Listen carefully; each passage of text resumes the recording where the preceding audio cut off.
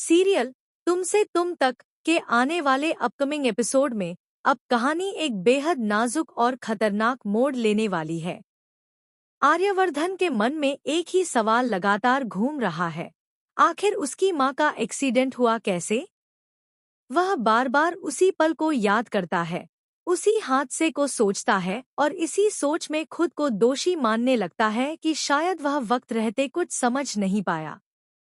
आर्यवर्धन की बेचैनी दिन ब दिन बढ़ती जा रही होती है। इसी बीच आर्यवर्धन का ड्राइवर, जो सालों से उसके परिवार के साथ जुड़ा हुआ है, उसे बेहद परेशान हालत में देखता है। वह हिम्मत जुटाकर आर्यवर्धन के पास आता है और कहता है, सर, मुझे आपसे एक जरूरी बात करनी थी। आर्यवर्धन भारी मन से जवाब देता है, काका, अभी मैं माँ को लेकर बहुत परेशान हूँ।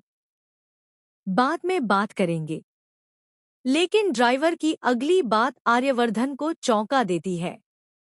वह कहता है, आर्य सर, यह बात माँ जी से ही जुड़ी हुई है।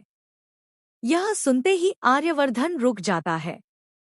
उसकी नज़र ड्राइवर पर टिक जाती है और वह हैरानी से पूछता है, काका, आप कहना क्या चाहते हैं? ड्राइवर गहरी सांस लेता है और फिर वो सच्चाई बताने लगता है, जो आने वाले तूफान की शुरुआत होती है। वह कहता है कि जिस दिन वह मीरा को अपनी गाड़ी में अस्पताल लेकर आ रहा था, उसी वक्त मीरा फोन पर किसी रघुपति नाम के आदमी से बात कर रही थी। ड्राइवर बताता है कि मीरा ने फोन पर कहा था, काम हो गया, और इसके तुरंत बाद गुस्से में बोलने लगी थी, मैंने तुम्हें माँ का एक्सीडेंट करने के लिए थोड़ी ना बोला था। ड्राइवर की बात सुनते ही आर्यवर्धन के पैरों तले जमीन खिसक जाती है। ड्राइवर आगे कहता है, सर, जिस तरह से मीरा मैडम उस आदमी से बात कर रही थी, उससे साफ लग रहा था कि यह सब उन्हीं का किया हुआ है।